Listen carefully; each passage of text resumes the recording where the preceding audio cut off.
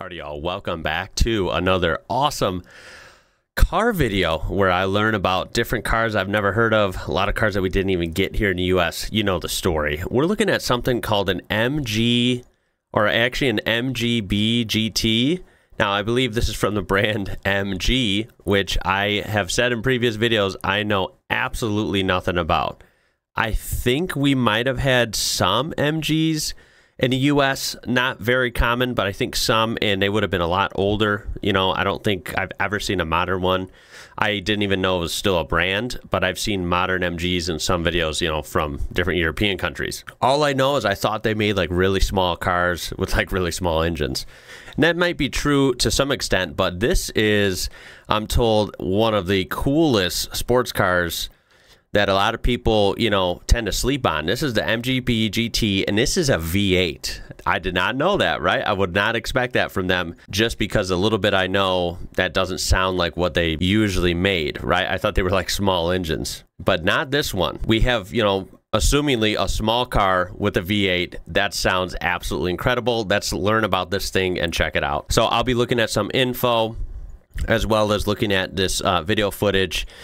This is from Retro Classic Car. Be links in the description down below so you can watch the whole thing uninterrupted, and of course browse their channel. Let's get into this. I'm super stoked for this. All right, here we go. Look at this thing, dude. MG has a V8 badge. Another one. Oh, hell yeah. So this is so different than a typical, you know, like muscle car of the time. This is 1975. And this thing is in absolutely gorgeous condition. I like the wheels. They're kind of bizarre in a good way. I think you would still consider this a coupe or a coupe, right? Because it is a two-door. It does have kind of a weird shape, like I don't know what they would have called this, kind of like a fastback shape. Like it doesn't, you know what I mean? It's not like the smoothest transition back here. It's got like a very short, you know, rear thirds of the car, and it just kind of, you know, the roofline is kind of different back here. But I actually kind of like it like that. This kind of slanted look. And it looks excellent in black. Right, the black with the chrome.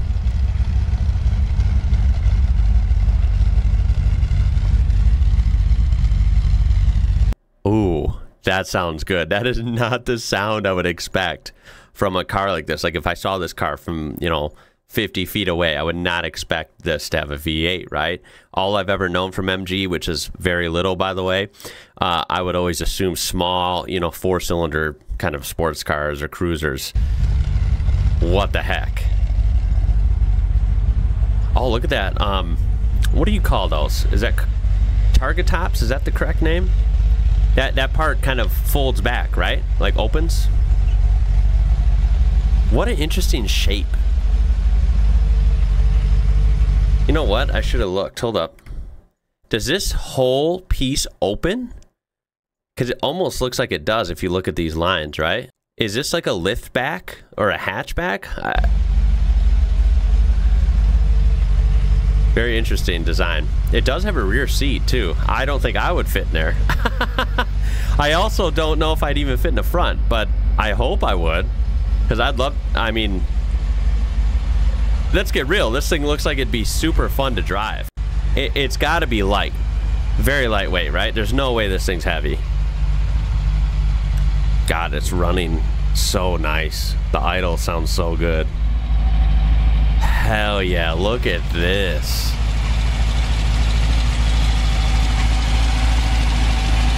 Damn. I just would not expect to see a V8 under this thing.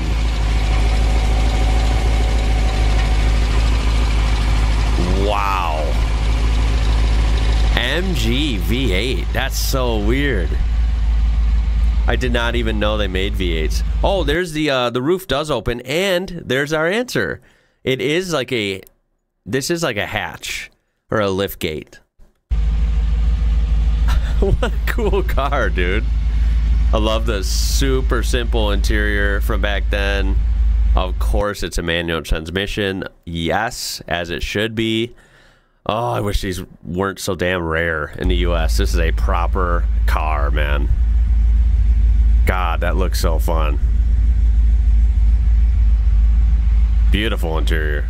There's a look at the trunk or the boot. Is that what it's also called? Yeah. I mean, actually, you know, you wouldn't have a lot of vertical room, but I mean, there's definitely a lot of room here. You could fit some stuff. So it was somewhat practical. Obviously, I don't think anyone would be daily driving this in current times, but definitely should get some use. I also, at the same time, hate cars that just sit for decades and never drive at all. I feel like that's a shame. Yeah, that is cool with the open top. This looks like a ton of fun, dude. How can you go wrong with this thing? I did not even know a car like this existed from MG. Shows how much I know, because I don't know much. Okay, so now we have an interior shot, kind of a point of view perspective, and he's actually going to start it up.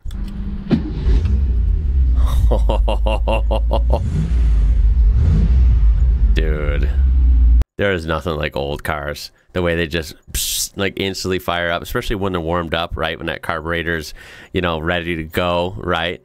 And then just like the way they rev and the way it kind of, you know, shakes the car a little bit. Oh, dude, it's addicting, man. There is nothing like old cars. Nothing like them. I can't imagine. Obviously, it's right-hand drive. That would be weird for me at first, but you know what? Screw it, dude. I would have a blast in this thing. Ah, look at that. What? You even get a windscreen on an old car like that? When the roof's open? That's cool. It's a 4-speed. 1, 2, 3, 4, and reverse is far side. Interesting. All right, here we go. Here's what we want.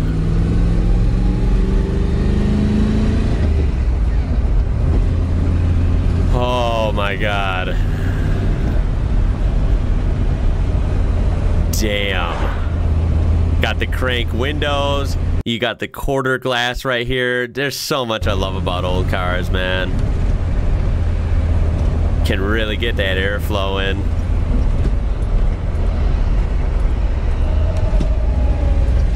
Oh, that thing makes the right noises.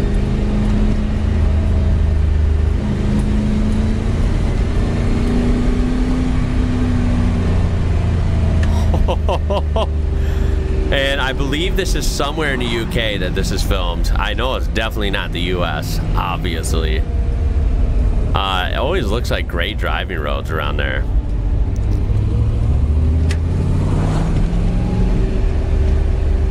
What a great joyride car. If you want to go out for a cruise and just feel some air, some fresh air, right?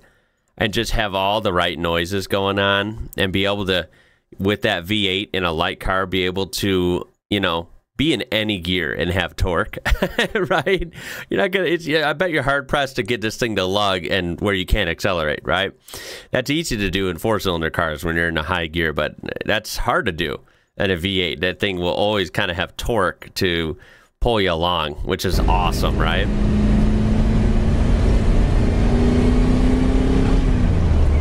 Wow. You know, that's kind of like the dream scenario. You know, America did great with V8s, right? Big engine cars, big, you know, sounds and burnouts and all that jazz. But they weren't as refined in the braking and handling department, right? I know European cars have always been ahead on that, even way back in the 50s, the 60s, the 70s. So, you know, you take a European chassis like this, right? This MG clearly looks a lot more planted for 1975 than a lot of American cars were. I imagine this V8 is not nearly as big as like some of the American ones, like a 440, right, or a 454, you know, all these big block engines. But I'm sure it's big enough. I'm sure it's maybe like I don't know what this would have been, maybe like a 3.5 liter V8, maybe a 4 liter V8, something around there, I would assume. But you know what? That's a big engine for this small car. So it's definitely more than enough. So, you know, combining that V8 life with a chassis like this that you know is, you know, a little more confidence inspiring when you're on a twisty road or a track or whatever, right? It's just going to be nice. It's going to be nice on turns. That's kind of like the best of both worlds. What a fun car, dude.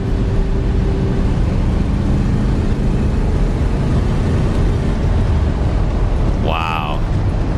Looks like those shifts are nice and crisp. Damn, that's a fun car. All right, and then if we go to the, this is that channel. Now, of course, they have a website. It's actually a classic car dealer in the UK. I think that is super cool. So they have a slideshow, some pictures. This is a car we just saw driving. Obviously a beautiful machine. Looks like it's in great shape, great restoration. Oh man, would that be a fun car to have. So it was a 75 MGB GT V8. You know, it is a 4-speed manual with overdrive. How's that work? How does overdrive work on that? I'm not exactly sure. Black with black leather, right-hand drive. It doesn't say the price, but it was sold. Congratulations to Nigel. So whoever Nigel is, I'd consider yourself very, very lucky to have this. This is a beautiful machine. I hope you are enjoying it. This is fully restored to Concours level by BMH approved specialist Tim Kelly and only completed in June of 2023.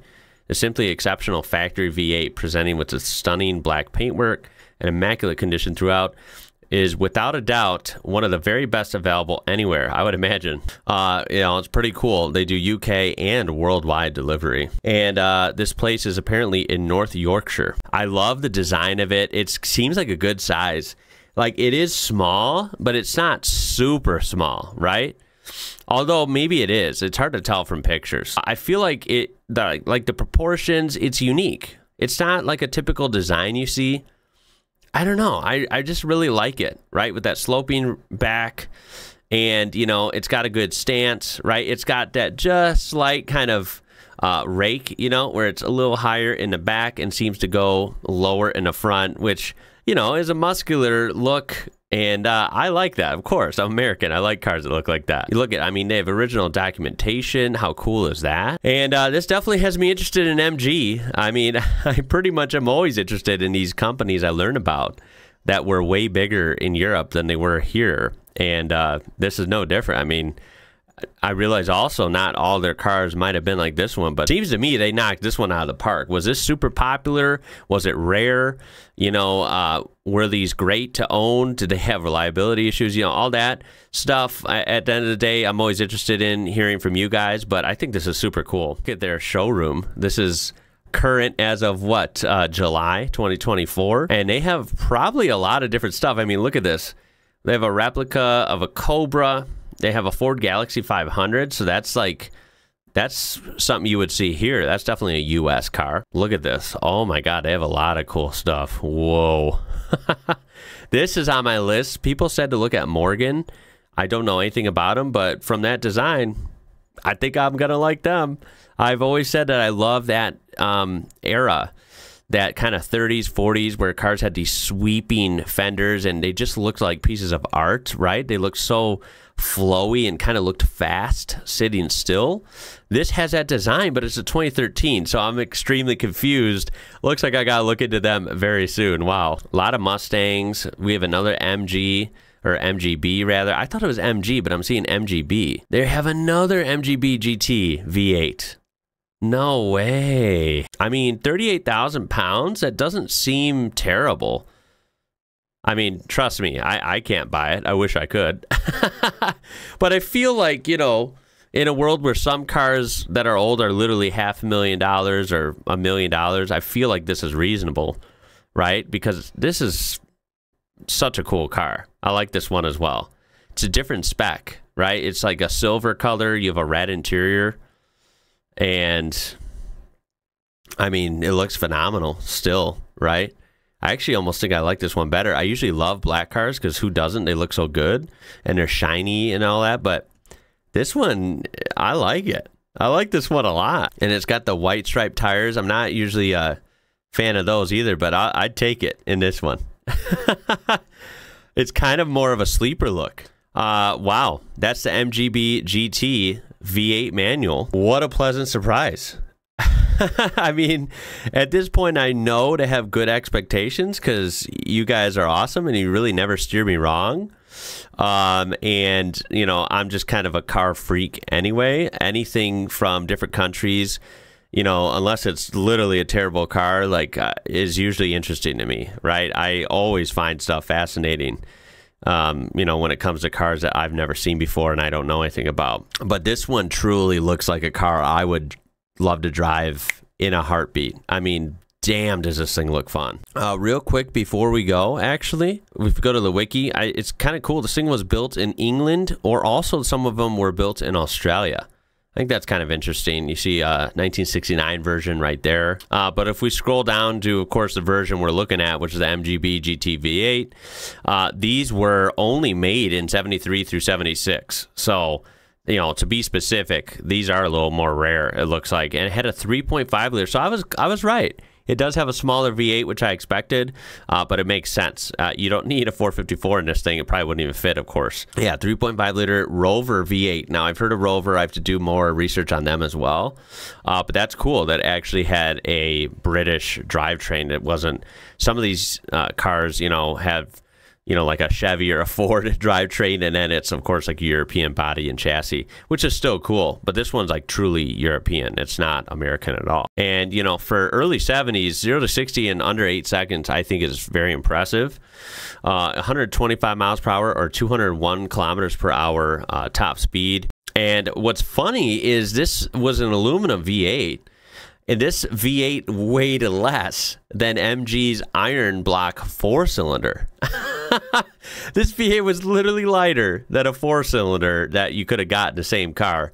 I think this was the car to get for this series, 100%. And sadly, for an American like me, they did not export these GT V8s to the U.S., not at all. Now, of course, you know, if you're very wealthy and lucky and you're an American and you know about these, I'm pretty sure you can obviously import these here if you have the money and know-how. But yeah, back then, these were not available here. Yeah, we will cut it there. What a cool car, man. That's an awesome one. I've fallen behind on a lot of these car series, so I have so many more to pump out. I appreciate the suggestions I've been getting lately. Tons and tons and tons of cool car stuff coming up, so please stay tuned. But I appreciate you watching. I hope to see you in the next one. It's going to be it for this one. My name is Ian. You're watching IWrocker, and until next time, y'all, I'll catch you later.